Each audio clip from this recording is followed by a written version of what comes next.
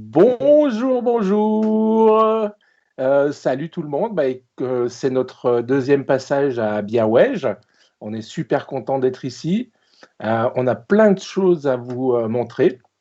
Je suis avec Cesare et aussi Thibaut qui est avec nous. Salut, salut. Bien. Cesare, je vais te laisser la parole parce que c'est toi qui as les clés du live. Wow, quelle responsabilité. Eh bien, donc, on a fait déjà une vidéo, effectivement, samedi dernier, que je pense on va peut-être republier aussi sur notre page bientôt. Et on vous avait parlé de jeux à venir très prochainement ou de toutes récentes nouveautés. Et donc, on va peut-être rementionner juste ce jeu-là. Et puis après, on a tout un tas de nouveautés qui vont arriver d'ici mars 2021 et qu'on va vous montrer en avant-première. Et on a aussi des nouveautés. Je viens d'envoyer une liste de produits tout justement à Fred et Thibaut, qui eux aussi vont découvrir en même temps que vous à peu près. Donc plus que news que ça, on ne pouvait pas. Voilà. Et donc du coup, on commence par quoi? Donc très rapidement, Mystic Veil, Thibaut. Ouais. Mystic Veil. En deux mots, hein, Comment? En deux mots, parce qu'on a déjà parlé samedi. Ouais. En deux mots, Mystic Veil, ça sort dans 2 semaines maintenant, le 21 juillet. C'est un jeu de deck building, mais pas vraiment, où on va améliorer ses cartes grâce à d'autres cartes transparentes qui vont venir se superposer dans des protège-cartes. On va améliorer son paquet en changeant les cartes à chaque tour. Donc ça renouvelle beaucoup de deck building. Tout bientôt. C'est de 2 à 4 joueurs pour des parties d'environ 30 minutes à 1 heure. Je suis pas objectif, mais si, je trouve ça très très bien. C'est vraiment un de mes coups de cœur tout récent. Voilà, ça sort très bientôt. Si vous voulez en savoir plus, vous pouvez regarder le live de samedi. Et sinon, notre chaîne YouTube, on a fait une vidéo explicative du jeu. Donc vous pouvez aller jeter un œil si vous voulez en savoir plus. Tout à fait. Et puis un autre jeu qui va arriver très très très bientôt, c'est Catalyst. C'est moi qui le montre, Catalyst? C'est toi. Catalyst, c'est un jeu de combo pour 2 à 4 personnes et qui est parfait pour ceux qui cherchent un jeu à combo qui soit à la fois adapté à un public occasionnel parce que les règles sont très très très très simples. En fait, en gros, à son tour, on a un choix entre 3 actions uniquement, des 3 actions relativement simples. Mais que est parfait également pour les gros joueurs parce que tout le sel du jeu, l'intérêt du jeu, c'est arriver à faire des combinaisons de cartes pour faire en sorte qu'avec une seule action, en fait, on génère tout un tas en cascade et d'un coup. Et voilà. Et ça, c'est vraiment une habilité qu'on apprend aussi à petit. Et voilà. Donc c'est ça qui nous a plu, donc Catalyst. Et donc celui-ci arrive fin juillet. Et puis il va être suivi par Gold. Est-ce que Gold, vous l'avez ou c'est moi qui le montre aussi Gold?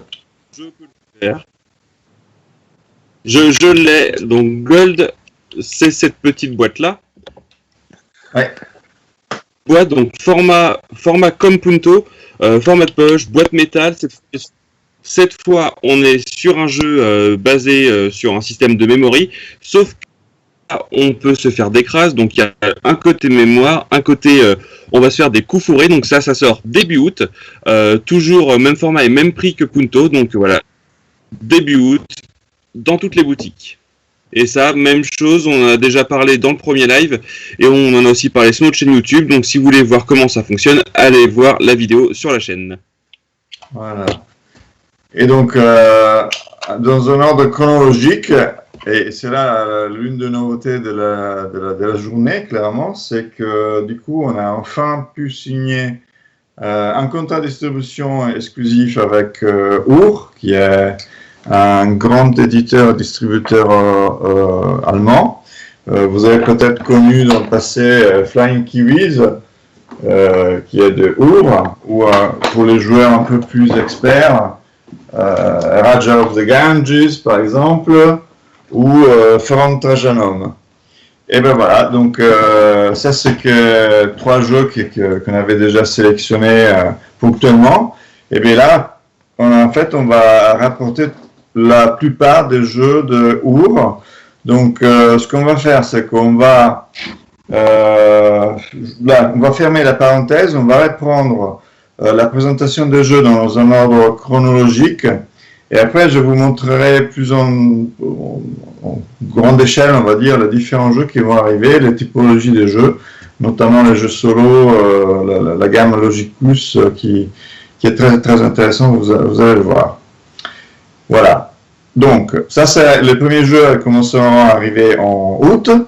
Et en septembre, on commence encore avec un jeu qui est très attendu parce qu'il a fait un gros buzz à Cannes. Et qui est, Thibaut ?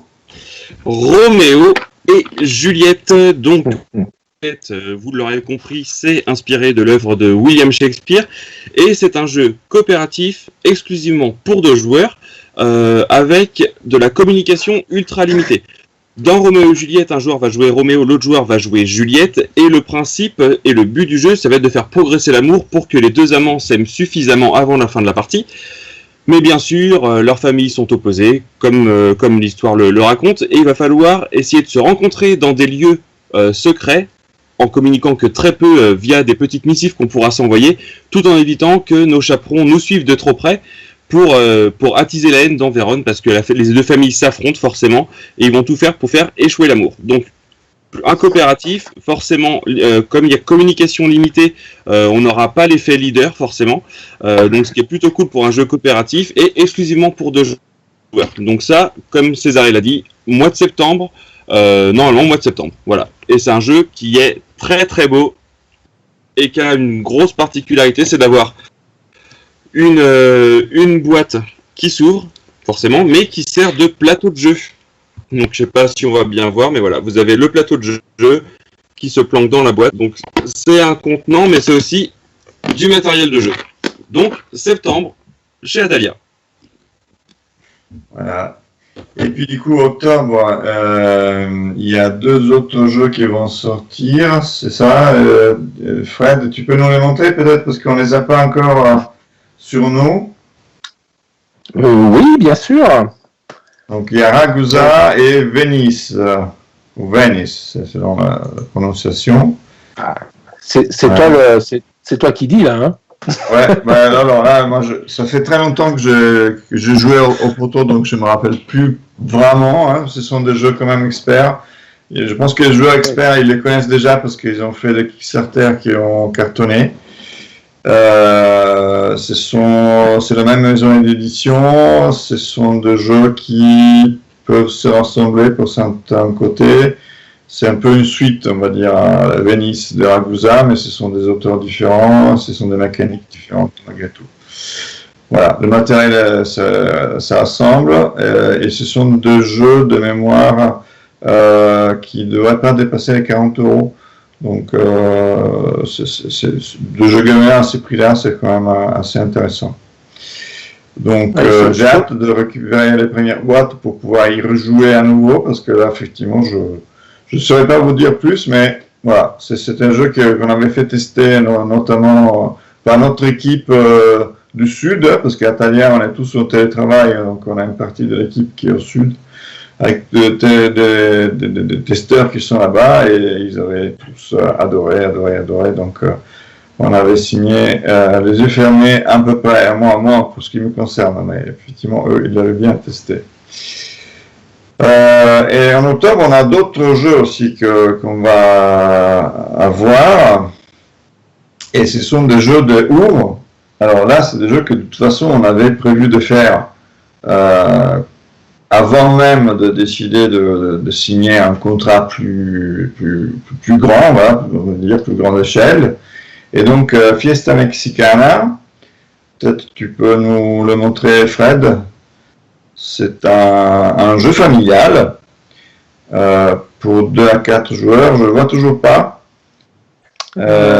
Et c'est un jeu qui nous a séduit parce que je dois avoir un prototype ici. Il a une mécanique d'enchère particulièrement originale. Alors, j'essaie de voir si je peux vous montrer le principe. Alors, ça, c'est un proto, hein, ça n'a rien à voir avec le matériel définitif. C'est vraiment du carton, bas de gamme, etc. Mais c'était pour pouvoir le tester au début et ça vous permettra de comprendre le principe.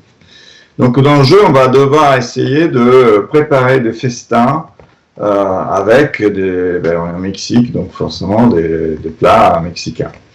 Et donc, on va essayer de préparer le festin le plus riche possible, donc en faisant des combinaisons avec des différentes assiettes selon des objectifs que chacun a, personnels.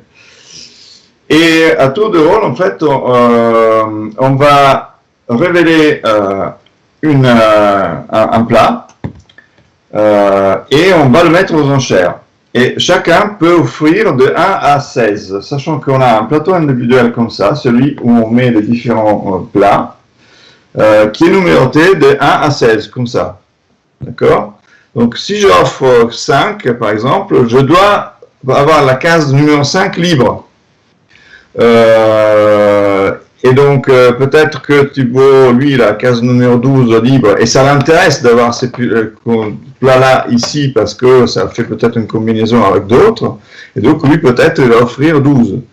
Et puis, il suffit une théorie d'avoir la case numéro 16 libre, et le premier qui dit 16, forcément, remporte le plat. Mais du coup, les gros valeurs ont tendance à se remplir assez vite, mais on doit tout remplir. La partie finie, quand on a tout rempli, quelqu'un a tout rempli. Et donc, si je ne gagne pas l'enchère, j'ai le choix de retourner mon plateau, soit comme ça, soit comme ça. Et donc, du coup, les valeurs changent en euros, parce que ce qui tout à l'heure était le 1 comme ça devient, paf, ça devient le 4. Voilà. Et donc, non, le 4 d'avant, ça devient le 1, c'est le contraire. Et du coup, on arrive comme ça à changer les valeurs disponibles pendant la partie. Et c'est ce qui nous a beaucoup plu, c'est particulièrement original. On fait utiliser la tête tout le temps, à trouver ces combinaisons, à savoir que aussi, c'est très intéressant de regarder ce qu'ils ont les autres, parce que si j'ai compris la stratégie, peut-être quelqu'un veut faire un alignement d'un certain plat ici. Je me dis, cette carte-là, Thibaut, ce plat-là, ça ne lui intéresse pas parce qu'il veut faire un alignement d'un autre type de plat, donc peut-être qu'il ne va pas offrir 12, même s'il a la case 12 libre. Et du coup, je vais peut-être moi offrir une valeur inférieure parce que ça m'arrange la valeur inférieure, etc. Voilà. Très malin, c'est un jeu à 35 €. C'est une grosse boîte parce que chacun a un gros plateau individuel devant soi. C'est une boîte comme Raja of the Ganges, donc c'est vraiment du gros. Et dans le même format, mais là par contre on repasse un jeu de plutôt expert, même si expert light, 2 points de Raja of the Ganges. On peut passer peut-être à Witchstone, si tu peux nous le montrer, Fred, s'il te plaît. Voilà, là c'est la toute nouvelle couverture, on vient de la recevoir également. Et c'est un jeu de Rainer Knizia et Martino Chiacchiera, un jeune auteur italien très prometteur. Et c'est un jeu, alors là, personnellement, je ne l'ai pas encore testé non plus, donc ça c'est une nouveauté, avec un auteur super connu, etc., nous, on m'a fait confiance. Et les informations, on a regardé les règles, bien évidemment, on n'y a pas joué, les règles sont très intéressantes également. C'est un jeu de pose de tuiles, on a chacun son chaudron, c'est un tableau individuel, on va devoir poser les tuiles qui représentent des ingrédients d'une potion magique, et selon comment on positionne les tuiles, on arrive à faire des combinaisons également, qui donne plus ou moins des points. Il y a 6 actions possibles qui sont enchaînées, qui viennent des tuiles qu'on pose. Et puis, si on arrive à poser des tuiles de même type, de même type d'action les unes à côté des autres, ben, plus il y en a à côté, et plus cette action devient puissante. Voilà, donc ça sera testé dès cet automne. Voilà. J'ai une petite anecdote sur notre bon docteur Knizia.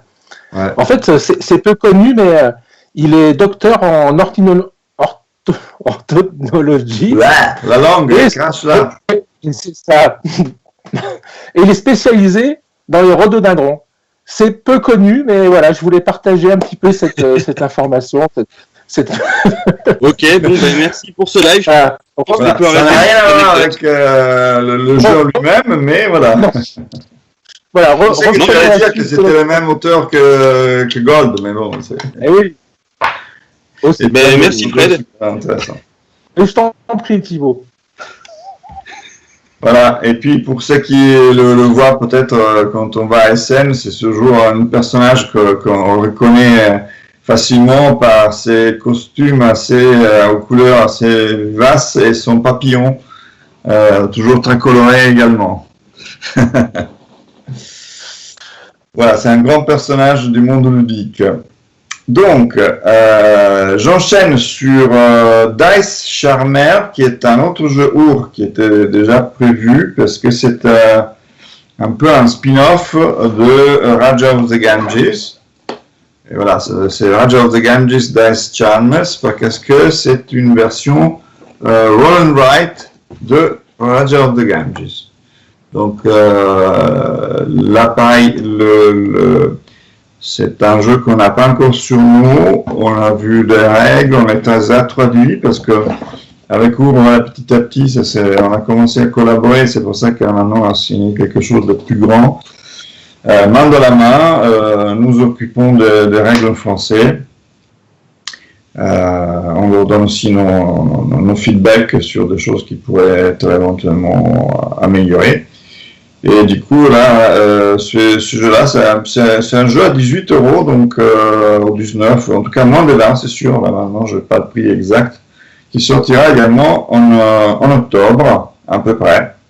Et bon, maintenant, depuis le Covid, il y a plein de rétats qui se sont chevauchés en cascade, etc. Donc, il y a toujours aujourd'hui des mauvaises surprises, malheureusement. Mais bon, a priori, ça doit tenir octobre. Ça devait sortir à Essen cette année-là, manque de peau, pas de scène, mais la sortie quand même devrait être assurée. Et en même temps, toujours là pour ceux qui ont déjà le jeu de base qu'on ne présente plus, eh ben, il y a le coffret Goodie Box numéro 1 qu'on avait déjà sorti en anglais il y a quelques temps. Eh ben là, il revient, mais en français cette fois. Voilà. Ça, c'est le 1, hein, oui, c'est ça. Et puis, il y aura le 2 qui sort en même temps, en français, et qui a un coffret de taille similaire, avec plein de mini-extensions à l'intérieur. Voilà. Et qui apporte, si la rejouabilité du jeu de base, ça ne vous suffisait pas, ben, du coup, vous avez de quoi faire. Et en fait, ce sont toutes des mini-modules qu'on peut jouer unitairement, on peut combiner entre eux, donc les parties ne se ressemblent jamais. Voilà. Autre nouveauté, alors là, on s'est mis d'accord hier, donc c'est tout récent. Nous, on ne se rend pas compte, ça c'est un jeu qu'on a en test depuis Cannes. C'est une jeune association qui s'appelle Zazimut, c'est fondé par la chanteuse Zaz, qui soutiennent les enfants, etc., qui a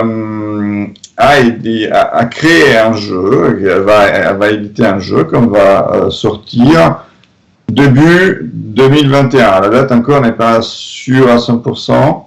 Nous, on va la faire en fin d'année, c'est sûr. Il faudra voir à quelle est la date de sortie exacte.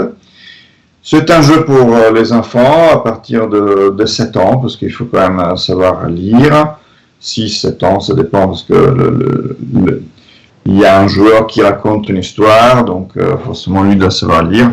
Les autres, à la limite, ils peuvent être plus jeunes. C'est un jeu basé sur Memory. C'est un jeu, malgré tout, qui a été conçu par des enfants d'une école, je crois, à côté de Lyon. Ça s'appelle l'école Colibri. Mais je n'ai pas enregistré exactement où c'est. Excusez-moi si c'est pas à Lyon. Et puis, donc, ça, l'idée générale est venue des enfants. Et puis ça a été confié à 3 auteurs reconnus qui sont comment ça s'appelle, Corentin Lepard, ça m'échappe, Julien Protière et puis Boris Courteau. C'est ça, voilà, exactement. Et donc eux, ils ont repris toutes les idées des enfants et ils ont condensé en un jeu qui nous a beaucoup plu parce que déjà c'est les valeurs qui sont derrière le projet qui nous ont beaucoup plu, et le jeu en lui-même, c'est un jeu qui passe très bien avec les enfants parce que ça leur apprend un peu la communication non violente. Voilà, c'est un peu, ce sont les valeurs que cette association met en avant. Et donc il arrivera début 2021. Voilà. Et c'est ce qui est chouette dans le jeu, c'est que c'est un jeu à scénario, donc chacun des personnages du jeu qui peuvent être joués par les enfants sont des émotions, différentes émotions, donc il y a la colère, la tristesse, etc. Et les enfants vont chacun jouer un rôle, et à chaque partie, il y a une des émotions qui est l'émotion un peu ronchonchon, et il faut l'aider à devenir de bonne humeur. Et pour ça, il y a différents scénarios, je crois qu'il y a 4 scénarios par personnage, et les scénarios sont évolutifs. Oui, ça va être de plus en plus dur de réussir ces missions, et tout se fait par le biais de la récupération de petits objets dans la maison par un système de memory. Donc il y a ce côté-là qui est évolutif et rejouable avec chaque personnage qui est plutôt chouette, avec des illustrations super mignonnes et très colorées. Il y a évidemment coopératif, hein, donc oui. Ça marche très bien, effectivement. Voilà. Toujours 2021, il y a l'autre jeu qui doit sortir à Cannes, dans l'espoir que Cannes s'y tiendra normalement en 2021, et que je, ici quelque part, petite surprise, oui, parce qu'en fait on ne le voit pas, mais ici j'ai tous les jeux qui vont sortir et j'en ai plein par terre. Et donc c'est Master of Renaissance, c'est un jeu de Cranio création. Qui beaucoup d'entre vous, en tout cas les joueurs les plus expérimentés, ont certainement vu SN l'année dernière. C'est un jeu, alors nous on va changer parce qu'on n'est pas d'accord sur le principe de ce qu'ils ont écrit sur la boîte anglaise. Hein. Ils ont écrit Lorenzo il Magnifico, The Card Game. Alors c'est pas vrai parce que à part le fait que c'est la thématique effectivement de Lorenzo le Magnifique que nous avons distribué il y a quelques années. Ce n'est pas plus un jeu de cartes que le jeu de base. Donc, c'est un jeu avec un plateau, des plateaux individuels, avec une mécanique de ressources, de récupération de ressources qui est propre à ce jeu, avec des billes, c'est vachement sympathique. Et donc, on va l'appeler juste, on va dire, ben, si, c'est un jeu dans l'univers, c'est un spin-off de Lorenzo le Magnifique. Mais c'est un jeu à part entière, et qui sortira du coup début 2021. Thibaut, toi, tu t'es pris un roost de moi, je pense, non? Non, je me rappelle pas de ce passage-là. Je me suis pris une roost en effet en voulant essayer de pousser le jeu dans ses retranchements, en essayant de nouvelles stratégies. Non, j'ai fait une partie il y a un mois avec toi, Césaré, et je connaissais pas du tout, et j'étais très agréablement surpris parce que c'est simple en termes de règles. Les règles sont très vite expliquées, je crois qu'il y a 8 pages de règles, quelque chose comme ça, c'est assez court, et pourtant c'est très profond, et c'est un jeu où il va vraiment falloir gérer ses actions de manière très, très, très maligne, parce qu'il y a un vrai timing dans ses actions à gérer. Donc ouais, c'était une bonne surprise, et je suis pressé d'y rejouer pour te battre enfin, parce que je sais que ça va arriver, parce que c'était vraiment de la chance que tu as eu sur la partie, je pense. Voilà. Bien.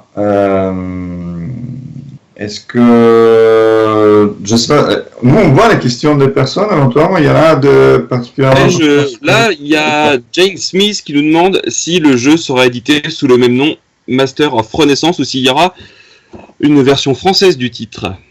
Non, le français, la boîte va être en français, mais ça va continuer à s'appeler Master of Renaissance, parce que bon, de toute façon, parmi les joueurs les plus experts et ceux qui vont à ASM, il est connu comme ça, donc ça vaut pas la peine de changer. Par contre, ce qu'on va changer, c'est effectivement ce qui est écrit ici, on va mettre juste dans le même univers, hein, je pense, c'est pas encore décidé, dans le même univers que Lorenzo le Magnifique.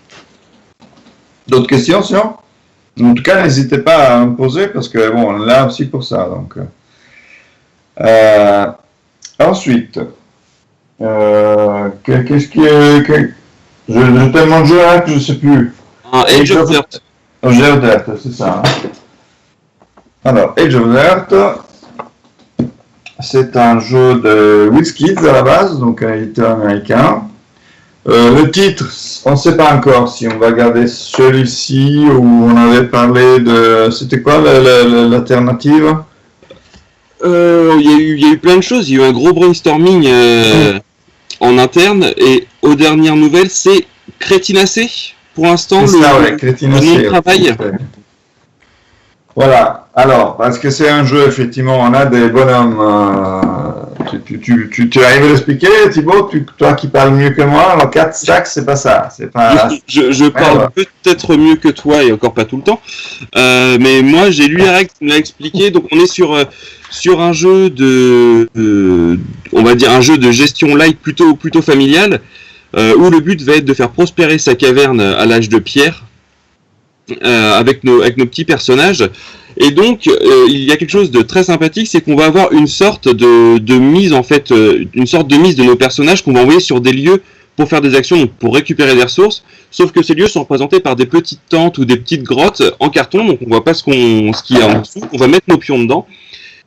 Et au moment de la révélation des actions, les joueurs vont se partager le résultat, donc il y a un petit côté mémoire aussi.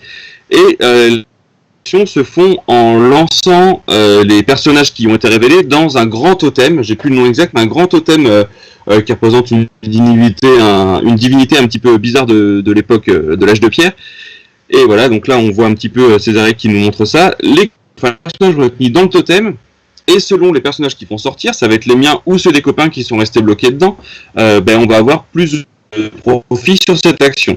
Et il y a une action particulière que moi j'aime beaucoup dans le jeu, c'est qu'il y a une grosse massue comme avaient les hommes préhistoriques, et cette massue va nous servir à taper sur les différents éléments du totem la massue, pour faire sortir les pièces. Voilà. On n'entend plus. Oui, effectivement, on la tapote, il y a des petits leviers sur la tour. Que si on a débloqué l'action, parce que il y a tout un tas de choix d'actions d'actions qu'on peut acheter, si on a débloqué la possibilité le massue, du coup on peut tapoter jusqu'à 3 fois sur des leviers comme ça pour espérer de faire sortir ces meeples qui sont à l'intérieur. Et donc voilà, c'est ce qu'il disait Thibaut, c'est particulièrement drôle, c'est un jeu de pose d'ouvrier quelque part. Sauf que les ouvriers ne font pas forcément l'action qu'on veut et quand on veut, parce que ça se trouve qu'ils ne tombent pas tout de suite. Ils vont faire tomber les meeples d'autres joueurs. Donc il y a toujours des situations assez drôles qui se passent. Il y a toujours un peu de tension aussi quand on met ces différents meeples à l'intérieur. Donc le principe du jeu, c'est qu'on a chacun doit acheter des cartes d'invention, et quand on a les ressources pour transformer pour pouvoir jouer ces cartes d'invention, on les joue et on gagne un certain nombre d'étoiles qui sont marquées dessus, et quand on a 10 étoiles, on a gagné la partie. Ce que je trouve aussi très drôle, c'est que les cartes, ils ont beaucoup d'humour, voilà, des petits jeux de mots. Alors là, pour le moment, ils sont en anglais, donc on aura un gros travail des traductions, mais il y a aussi plein de petits détails comme la tente de l'amour, par exemple. C'est une des 4 endroits où on peut poser ses meeples. Et donc, à mon tour, je peux décider de mettre des meeples à l'intérieur de la tente de l'amour. Et quand quelqu'un décide de faire l'action de la tente de l'amour, il prend tous les meeples qui sont à l'intérieur, il va les mettre dans la tour et on va voir ce qui sort. Et donc, pour toute couple de meeples de ma couleur, eh ben donc forcément il faut un bébé, parce que c'est la tour de l'amour. Et si, imaginons, il reste un bleu et un rouge, ben les joueurs rouges et les joueurs bleus peuvent se mettre d'accord pour faire un bébé ensemble.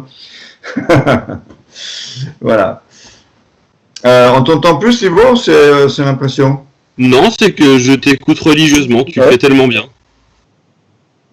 Ben, ça serait si je sais expliquer un jeu que bien.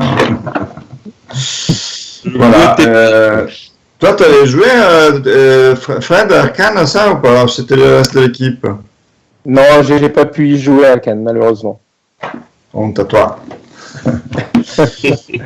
Et donc voilà, un jeu familial qui nous a vraiment beaucoup fait rigoler pendant les tests. Donc moi je suis très pressé qu'on bosse dessus sur la traduction des cartes parce qu'apparemment, ce que tu m'as dit, ce que les collègues m'ont dit, c'est qu'il y avait une pelletée de jeux de mots foireux à traduire et je suis très pressé de participer à ça. Et c'est un peu ta spécialité, n'est-ce pas? Exactement, donc je suis très pressé de passer à cette phase-là pour le jeu. Eh ben, on t'en piquera très volontiers. Ah ben, ça me fait plaisir. Bien, donc on a encore un autre jeu qui est en visibilité pour 2021 et qui est Pioneer Days. Ici, surprise, roulement de tambour. Pioneer Days, qui sera localisé en français par Silex, donc l'éditeur de Dreamscape, qui n'est plus lu de Dreamscape, il revient parce qu'il est en retour éditeur depuis quelques mois, il revient la semaine prochaine. Donc ça c'est de Silex. Dreamscape, c'était le premier jeu de Silex. Mystic Veil, c'est localisé par Silex. Roméo et Juliette qui sort en septembre, c'est Silex également. Et puis, donc, début 2021, il y aura Pioneers Day, qui est un jeu à la base des TMG et qui sera juste localisé. A priori, il va s'appeler les Pionniers, hein, c'est ça? Oui. Voilà. Alors là, pareil, c'est un jeu que je n'ai pas testé depuis tellement longtemps, je ne me rappelle plus trop exactement.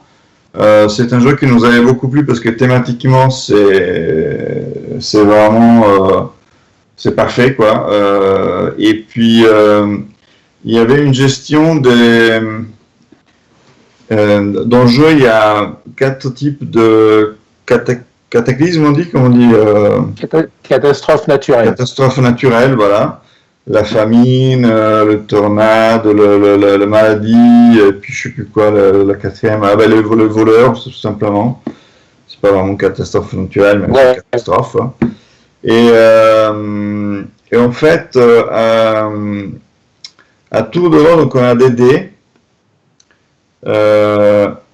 Tu te rappelles toi exactement comment c'était? On a des dés, on choisit les dés selon la face pour faire des actions bien particulières qui sont relié à la dé, et selon le dé de 4 couleurs qui restent, imaginons le jaune qui reste, et bien du coup on sait que on va faire avancer le marqueur de la catastrophe jaune, ça doit être la sécheresse je crois, d'une case. Et la catastrophe, ça va se déclencher quand ça arrive à 4. Donc du coup, puisque c'est nous-mêmes qui choisissons les dés qui sont là, on peut déclencher plus ou moins rapidement des catastrophes selon forcément si moi j'ai les cartes qu'il faut, les ressources qu'il faut pour faire face à cette catastrophe et peut-être mes adversaires pas. C'est bien ça? Exactement, ouais. C'est vraiment très malin parce que c'est de la pose d'ouvrier à base de dés. Donc, suivant les valeurs de dés qu'on utilise, on peut faire différentes actions. Et effectivement, le dernier joueur, à chaque tour, on va tirer un dé de plus que le nombre de joueurs. Et donc, le dernier joueur aura toujours le choix entre faire une action qui l'arrange lui ou faire avancer une piste de catastrophe qui l'arrange lui et qui arrangera pas forcément les autres. Donc, c'est très interactif et c'est vraiment très sympa à jouer. Ouais. Voilà. Donc là, Thibaut, je ne t'ai pas encore donné un boost pour ça, mais ça va pas tarder. Je dirais rien parce que je tiens à mon poste, mais juste un jeu qu'on a joué ensemble. Première partie pour moi, toi tu connaissais très bien le jeu, et je crois que je t'ai mis une bonne dizaine de points dans les dents sur une échelle de 30 points. C'était pas mal, mais on en parlera parce que je tiens à mon job. Mais quand tu veux, César, pas de soucis. Ouais, de 30 toute façon, points, mais on qu'est-ce sait que c'est que vous ce m'avez score? gagné pour cette raison-là. Ouais, peut-être que vous avez peur aussi de mes origines italiennes. Je vous rassure, hein, je n'ai pas d'action dans des compagnies de ciment, choses comme ça. Donc, vous ne devez rien craindre. Hein. Ouais, mais je ne sais pas nager, t'auras pas besoin de ciment, César, t'inquiète pas. Et par contre, honte à moi, honte à nous, parce qu'on l'avait mis, je crois, dans la liste de jeux dont on devait parler, parce que lui, il est prévu, et c'est pas un jeu ouvre, c'est un jeu de sit-down. On a oublié Rush Out. Et Rush Out, c'est un jeu que je l'ai su pour la première fois. C'est un prototype avec des illustrations définitives, mais ça reste un prototype. Et je l'ai ici. Alors, Rush Out, c'est un jeu de... comme sit-down laissez faire, c'est-à-dire un jeu de rapidité qu'on joue contemporanément. Il n'y a pas de tour de jeu, comment dire, pas de tour. Oui, on joue pas chacun dans son tour. C'est un peu comme Magic Maze, hein, donc c'est un jeu de sit-down également. Alors les similitudes s'arrêtent à peu près là. D'autant plus que c'est pas tout à fait un jeu coopératif, c'est un jeu plutôt asymétrique. On a des aventuriers et on a un sorcier qui lui va essayer de mettre les bâtons dans les roues des aventuriers. On a des cartes qui se posent. J'essaie de vous montrer, ça va être compliqué comme ça parce qu'il y a un plateau de jeu. Donc ça c'est les règles, mais j'essaie de faire ça. Le plateau de jeu, donc là ça va être en carton, mais l'illustration est la définitive. Je sais pas si on le voit pas. Ouais, ça brille un petit peu, mais ça va. Voilà, donc ici on a, en fait on a chacun, donc là c'est les aventuriers jouent ici. Donc les aventuriers ils jouent en coopératif. Par contre, de l'autre côté, il y a le méchant sorcier. Chacun a une pioche de cartes. Ça, c'est la pioche de cartes des aventuriers. On en relève 3 et sur chaque carte, on a des ressources nécessaires qu'on doit obtenir pour pouvoir jouer la carte, la défausser et en mettre une autre à sa place. Et en fait, pour y arriver, donc on lance les dés frénétiquement pour avoir les ressources qui sont marquées sur une carte. Et donc le premier qui arrive à terminer la pioche a gagné la partie. Je la fais simple. Il y a plein de scénarios, il y a plein d'habilités qui se déclenchent d'un côté comme de l'autre. Il y a des équipements, il y a plein de choses que... Alors, le niveau supérieur, je n'ai même pas encore vu comment ça fonctionne. C'est vraiment la sensation que, encore une fois, Sit-Down nous a conçu un petit bijou de jeu de rapidité. Voilà. C'est pour ça que j'ai dit comme Sit-Down laissez faire. Toujours comme tu dis, Sit-Down laissez faire, c'est toujours très joli avec un matériel qui est toujours hyper chouette, hyper soigné et toujours pour un prix assez réduit. Donc ça, c'est vrai que c'est une constante chez Sit-Down et c'est très appréciable. Ouais, là, c'est une boîte bien riche parce que dedans, il y a pas mal de dés. Je pense qu'il y a le sorcier, lui, doit avoir 5 dés et les aventuriers peuvent être jusqu'à 4 parce que du coup, ça joue jusqu'à de 3 à 5. Et il y a 3 dés de plus de chaque couleur, donc 12 plus 5, il y a 17 dés, si j'ai bien fait le calcul. Et c'est un jeu qui, donc, il avait gagné le prototype, le concours au Flip en 2018. C'est un jeu de Thomas Dupont, que j'ai pas encore eu l'occasion de connaître, je crois. Vous l'avez causé, vous, au Flip? Non. Donc, j'ai hâte. Bien, Césaré, pendant qu'on y est, sur le chat sur Twitch, on me demande si tu peux nous parler rapidement de Dive, lui aussi chez Sit-Down. Effectivement. Est-ce que Thibaut, Fred, tu as une image à nous montrer ou pas? Non, j'ai pas d'image malheureusement. Je vais essayer de regarder ça. Voilà, je te laisse chercher. Entre-temps, je vais effectivement dire que ce que je sais de Dive, c'est que nous, on a vu le proto. C'était quoi? C'était il y a plus d'1 an déjà.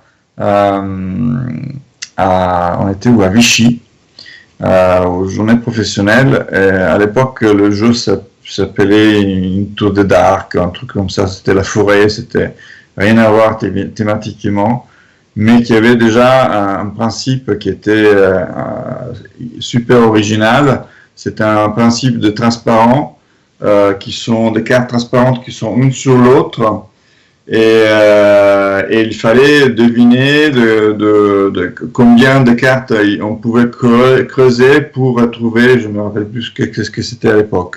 Et du coup là, thématiquement, c'était beaucoup mieux de faire en sorte de récupérer des trésors dans la mer. Il faut plonger, il faut savoir dire ce qu'on voit dans les différents transparents, à combien de cartes il y a en dessous.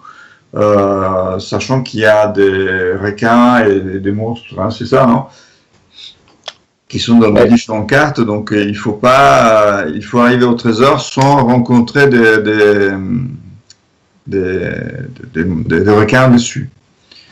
Voilà, donc ça c'est le principe de jeu. C'est un jeu qui va sortir à Cannes. Je sais que de la boîte. Il croit dur comme fer, et que tous les éditeurs à qui avaient montré le proto déjà à l'époque où c'était juste une idée ou presque, ils étaient tous au niveau international super contents.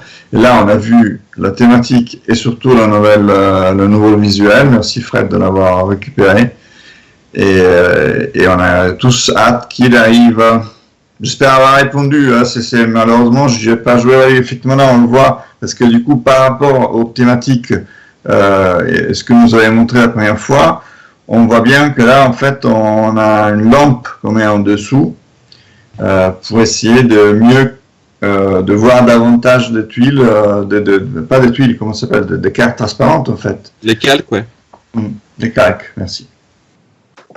Donc, ça rejoint ce que je disais pour Rush Out juste avant, c'est que Sidin, voilà, toujours dans ses petits formats, fait du matériel assez extraordinaire. Et là encore donc là c'est une version de travail hein, qu'on voit actuellement, avec ce support pour les calques avec la lumière en dessous qui sera compris dans la boîte de base hein, forcément.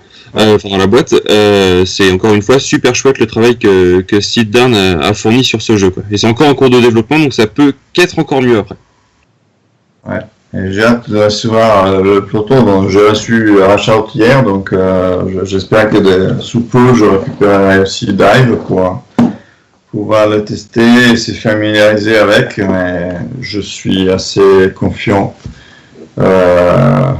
J'ai aucun doute que ça va être un carton, franchement. Voilà, et bien que les calques ne sont pas en carton. Hein. Bon, blague pourrie. Il n'y a pas de son. Ça marche moins bien avec les cartons en effet. C'est un peu moins transparent. Bien. S'il n'y a pas d'autres questions, je vais peut-être vous montrer quelques jeux de Our, ceux qui vont rejoindre l'aventure comme ça à la dernière minute, que vous-même vous connaissez pas forcément, parce que je venais juste parler rapidement ce matin. Est-ce que tu peux nous montrer, donc, on a tout, donc, Our, on avait déjà des jeux qu'on travaillait avec eux, on a des jeux qui étaient déjà planifiés comme Raja, Dedes, Charmers ou Fiesta Mexicana, par exemple, et puis il y a des jeux qui vont arriver à partir d'août. On a plein de jeux. Tu as une question? Non, j'ai dit on a plein de jeux même. Oui, tout à fait, ouais. Alors, on a un quart d'heure pour tout montrer. Je t'entends pas très bien, excuse-moi. On a un quart d'heure pour tout montrer, Césaré. Oui, ouais, donc je vais vite. Alors déjà, il y a la gamme de jeux, comment ça s'appelle, de jeux de logique. La gamme Logicus. La gamme Logicus, d'ailleurs. Logicus. qui est composé par tout un tas de jeux en solo. Donc on pourrait dire casse-tête, même que pour moi ça a une notion un peu négative, casse-tête, parce qu'en fait c'est vraiment une excellente gymnastique mentale qui se cache derrière. Ce sont tous des jeux qui ont plusieurs niveaux, donc des niveaux qui sont immédiats et très simples pour apprendre à manipuler le matériel, et puis plein de niveaux qui sont vraiment très très difficiles. Donc on a plusieurs. Donc ça c'est Dogpile, c'est un jeu, donc on le voit un peu ici. Il y a plein de champs, de formes, des couleurs différentes. Et donc on a des cartes avec des modèles, on se dit il faut prendre un certain nombre de chiens, on a ça comme modèle à remplir, donc il faut se débrouiller pour mettre les différents chiens dans différentes positions et tout remplir. Tout simple que ça, mais en fait c'est pas du tout simple à jouer, surtout quand on monte de niveau, sachant qu'il y a des contraintes qui se rajoutent, plus forcément plus il y a des chiens et moins, parce qu'on peut rajouter plusieurs niveaux. Et pour ceux qui préfèrent le chat, aux chiens, il existe aussi le même jeu, mais avec des chats, et qui s'appelle Cat Stacks, il me semble, c'est ça. Tu pourrais nous montrer peut-être, Fred, il me semble qu'on l'avait celui-là. Et donc, dans la même gamme, donc ça, ce sont des petits jeux qui doivent coûter, là maintenant, je n'ai pas en tête, ça va être environ de 12 €, c'est des jeux qu'on amène partout avec soi. C'est assez lourd, hein. Il y a pas mal de, c'est bien plein à l'intérieur, il y a un étui pour la manière avec soi. Il y a des jeux, donc il y a Coinx que peut-être quelqu'un d'entre vous connaisse déjà parce qu'il y a très très longtemps, il était déjà sorti en France. Je ne sais pas qui l'avait fait, mais c'est un jeu où pareil, on a des formes, on a toutes. Pardon? Les jeux Jondel, voilà, quelqu'un qui a une culture ludique, merci. Et donc il arrive, il revient.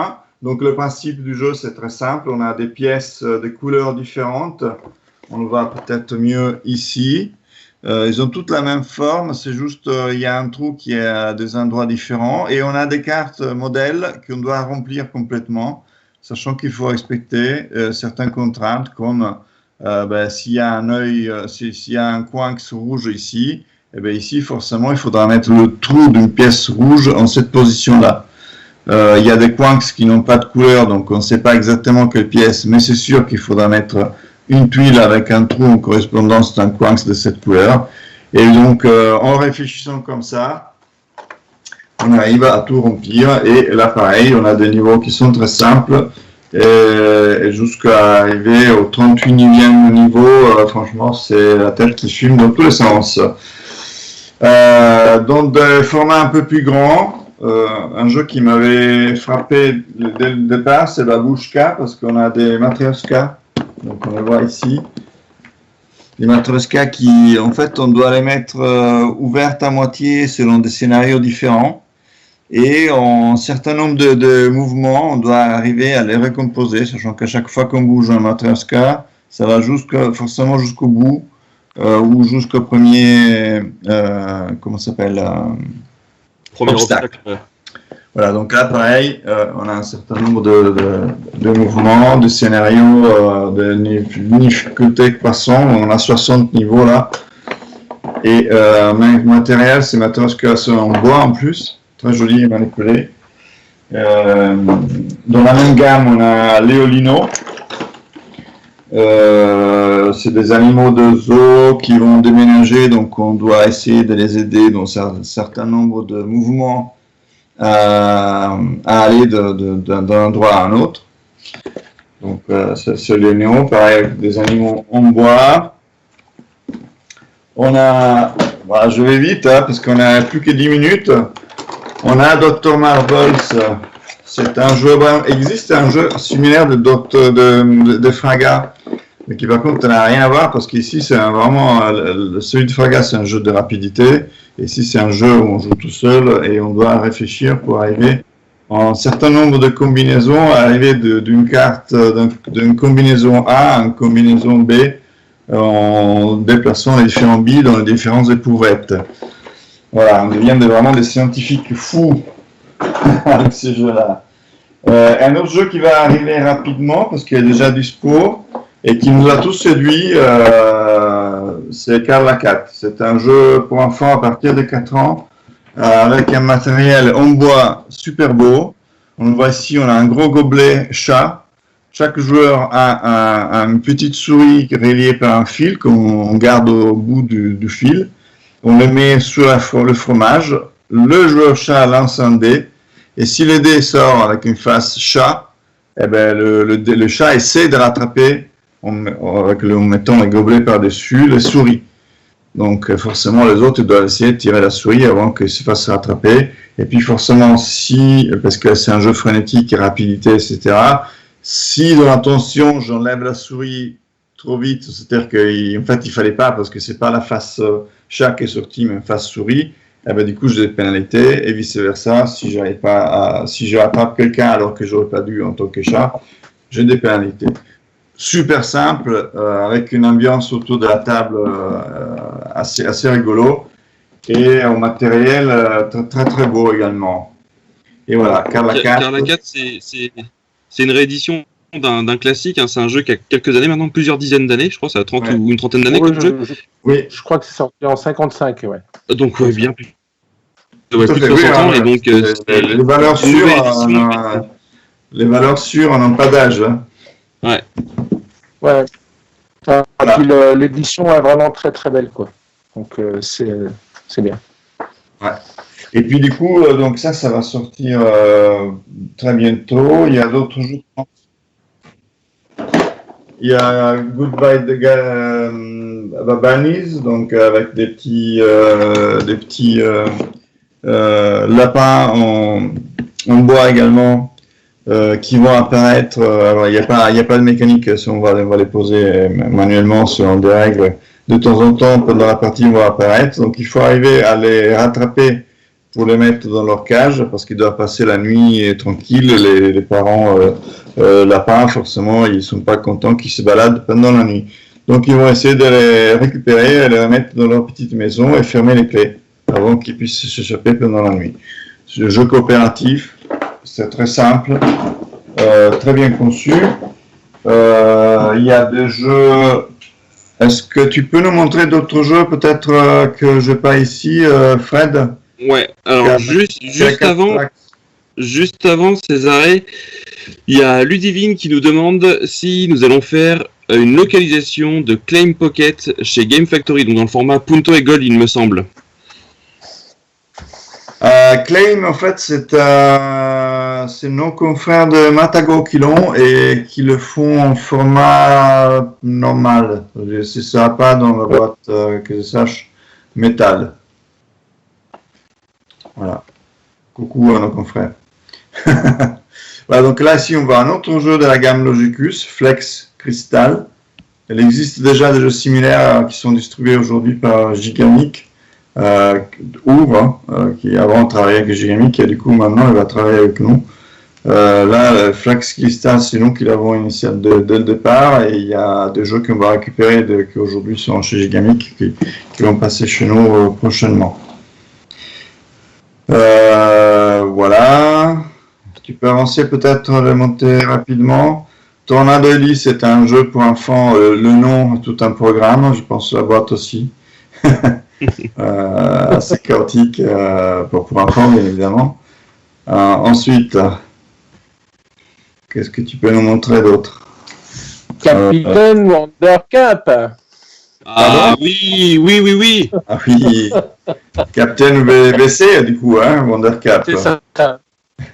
C'est un jeu par deux auteurs italiens que je salue, Walter Aubert et Carlo Lanzavecchia, qui sont des amis presque. Et j'ai découvert que ils avaient signé avec vous ce jeu complètement déjanté comme ils savent faire. Avec du coup, je pense que on le voit bien dans l'image, avec un beau rouleau de PQ à l'intérieur. Des petits trucs marrons qui, à mon avis, c'est pas du chocolat. Voilà. C'est un jeu qui promet des bons moments de rigolade. Césarée, on a une question sur Twitch. On nous demande la gamme Punto et Gold, est-ce que Quarto est prévu chez Atalia? Et si oui, quand? Alors oui, déjà il s'appellera pas Quarto, probablement il s'appellera Delta, je crois. Et il sortira 2021, la date encore n'est pas précise. On va dire quand on a un trou, parce que c'est facile à localiser, il faut juste prévoir. Probablement, on va dire, allez, à la louche, je dirais avril 2021. Ok, très bien. Je vois, Césaré, qu'il nous reste 3-4 minutes. Donc on a encore plein d'autres jeux à venir du catalogue de Our. Donc on vous en a fait une petite dizaine et je pense qu'il y en a encore une bonne trentaine-quarantaine à vous montrer. On ne pourra pas tous vous les montrer en 3 minutes. Est-ce qu'on peut faire un petit point sur certains jeux qui parlent de faune, de terre et de villes suédoises au nom imprononçable? Bah oui, parce qu'effectivement, c'est ça, je vous avais déjà impliqué un peu à l'avance. Il va falloir c'est avec plaisir d'ailleurs qu'on va le faire. On va localiser Fauna. Fauna, c'est un jeu que moi j'avais déjà dans son édition Philosophia il y a quelques temps. Et donc on va le refaire en français parce que c'est une licence Our à la base. Donc on va moderniser la boîte, mais le jeu en lui-même c'est parfait comme ça, il y a rien à modifier. C'est un jeu de Friedman Freeze d'ailleurs, mais c'est un jeu familial, c'est derrière. Et pour ceux qui connaissent, dans la même mécanique, ça a été repris. Et pour faire Terra, donc on l'a ici, mais ça c'est aussi la version allemande qu'on va refaire au goût plus français, on va dire, esthétiquement. Bien que là, pareil, encore une fois, au niveau mécanique, il n'y a absolument rien à changer. Et donc, voilà, on a un joli travail de traduction à faire, d'autant plus que il y a un jeu qui était sorti déjà en France chez Gigamic qui s'appelait Uppsala. Donc là, c'est Uppsala. Justement, Uppsala, c'est la version européenne.